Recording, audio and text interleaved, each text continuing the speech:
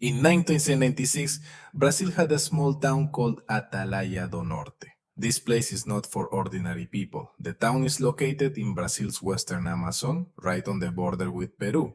Beyond it, the area is known as Vale do Javari. This is the part of the jungle where even sunlight barely reaches the ground, and it's in this dense, dark shade that they live. The Corubo, the world's most ferocious and dangerous indigenous tribe, are people for whom the outside world holds no meaning, and anyone who has ventured into their territory has never returned to tell their story. That is why the government had imposed a strict ban on entering the area. The date was October 26, 96. Two socialist friends, 35-year-old Meite and Alice. The two of them were obsessed with social service. They believed that these people hidden in the jungle were human beings just like us, and that it was necessary to connect them with the modern world. In this madness, they made the decision that would prove to be the biggest mistake of their lives. They decided to sneak into that forbidden jungle without any permission. It was 8 o'clock p.m. It was pitch dark. Avoiding the forest guards, Mateo and Alice crossed the forest boundary. They had backpacks containing some dry bread, water, a camera, a flashlight, and a strong rope. They had a map in their hands and were moving forward, carving marks on the trees with a knife. According to the plan, they had to go 35 kilometers inside from the guard office. They had to go. As they went deeper, the sounds of the forest were changing. The crickets chirping now sounded like a siren. Their throats were parched with fear, but their feet wouldn't stop. After about 2 kilometers in, they realized that walking at night was like inviting death. They picked a massive tree and climbed it. At the first light of dawn, they came down. Mateo was ahead, clearing the bushes with a stick in his hand, and Alice, behind him, pressed the binoculars to her eyes and turned pale. She saw some huts among the bushes, built in a very strange way. They realized they were standing right at the edge of the Corubo tribe's territory. One wrong move and it would be all over. They immediately found a large, dense tree whose foliage could completely hide them. Their plan was to hide there and wait for nightfall, observing the indigenous people's every move through binoculars. They wanted to see how these people lived, what they ate, and what their behavior was like. The sun began to set, and the jungle started to take on its frightening form again, but their eyes didn't leave the huts. They knew that whatever happened next would be very dangerous, but their curiosity had overcome their fear. They were just waiting for the right moment, but they didn't know that the forest had something else in store for them. They spent the entire night awake in that very tree. As soon as dawn broke and the sun's soft light spread, the Matis made a decision that would change their lives. Lone tree alone, holding a book with pictures of the outside world in one hand and some food to offer as a gesture of friendship in the other. Alice's heart was pounding. She tried to stop him, but the Mati signaled for him to stay put. He slowly and cautiously started to make his way toward the tribe's settlement. His breath was caught in his throat. Suddenly, a tribesman spotted Mateo. He let out a strange cry, and in an instant, several tribesmen had gathered. They held bows and arrows and large clubs. They stared at Mateo as if he were prey. Mateo wasn't afraid, or perhaps he hid his fear. He continued to advance, smiling calmly. Alice was watching everything through binoculars from up in a tree. Her breath was caught. Then a tribal woman, who seemed to hold a high position in the tribe, came up to Matthew and began shouting angrily. Matthew didn't understand a single word of their language. He took out his book and tried to show pictures to explain that he was not an enemy, but the woman slapped the book out of his hands and shoved Matthew so hard that he fell to the ground. Before Matthew could recover, a few more the tribal men came and pounced on her like animals. They dragged her, forcibly taking her into their settlement.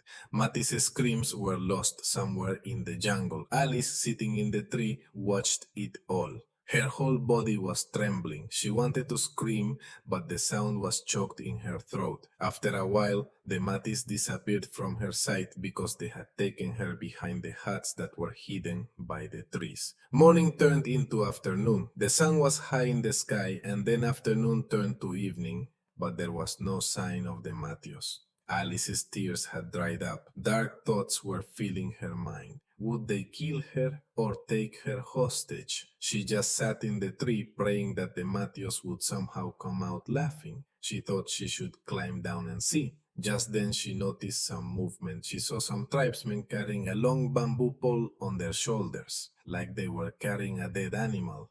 When she looked closely through the binoculars, her heart sank.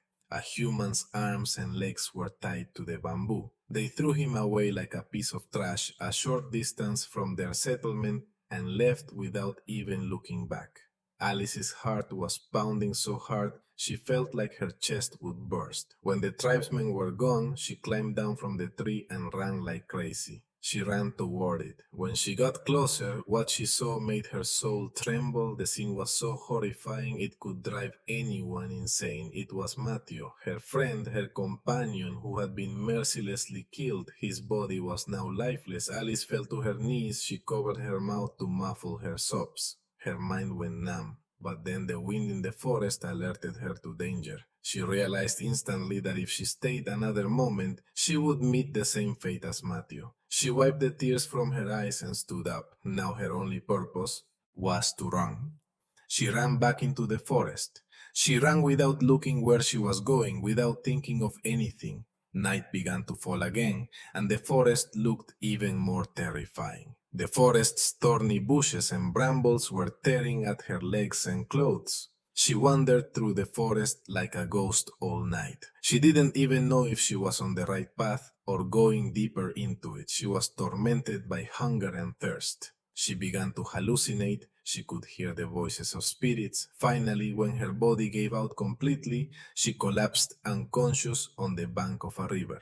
The next morning, when the sun's rays fell on her, she looked like a corpse. Fortunately, forest officers were out on patrol and found a girl lying unconscious on the edge of the forest. This Alice was. She was immediately placed on a stretcher and taken to the hospital, where she hovered between life and death for several days. When she regained consciousness and the police questioned her, she recounted the entire horrifying tale with trembling lips. She was also punished for illegally entering the restricted area. Friends, the story of Martio and Alice is just one page in the Amazon's dark history. This is not just one tale from the Amazon jungle. There are thousands of such horrifying stories buried somewhere in the damp soil of this jungle. Stories that will make your soul tremble and convince you that we humans are nothing in the face of nature. Let me tell you about another spine-chilling incident that happened just recently in September 2023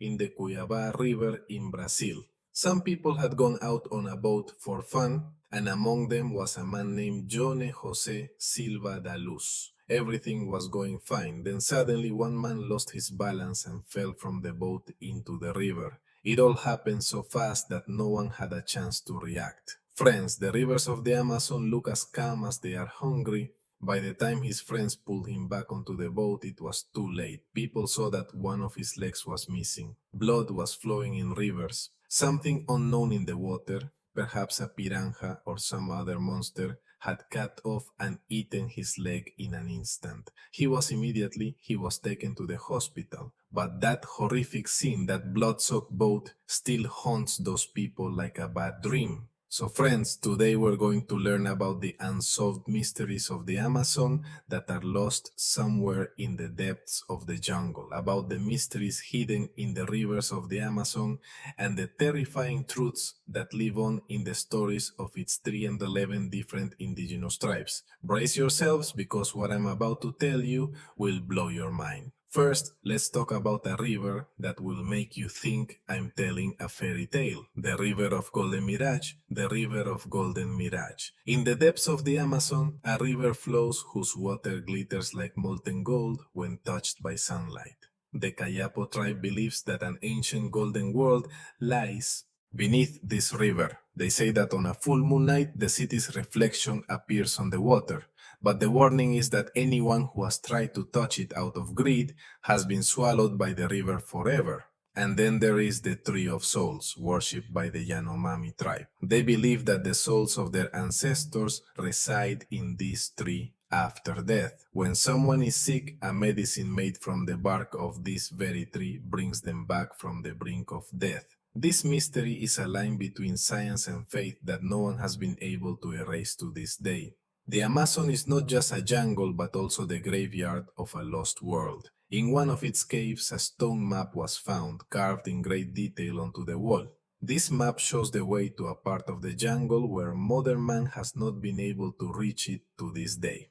It is believed that an ancient civilization built it to hide its treasure, but to this day, no one has been able to solve the puzzle of this map. Anyone who has tried has gotten lost in the jungle. After that comes a place where even science gives up, the magnetic hill.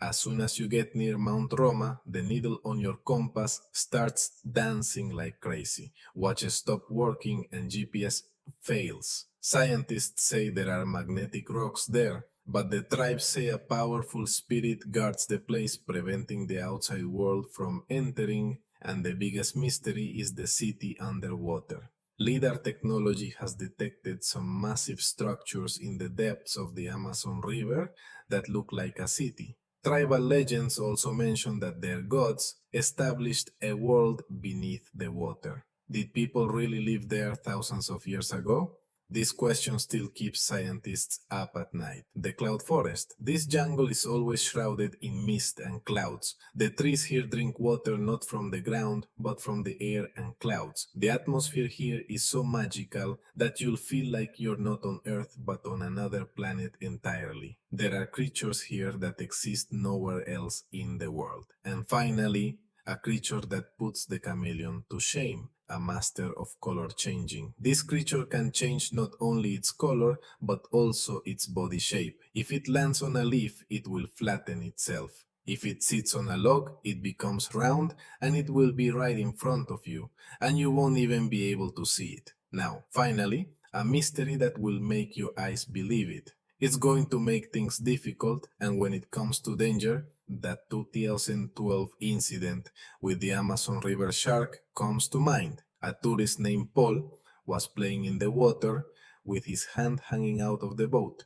He got a jolt, and when he pulled his hand back, two of his fingers were missing. The stream of blood and those severed fingers. The Amazon never warns, it just attacks. Friends, the Amazon is the last mysterious place on Earth. Even today, there are areas here that no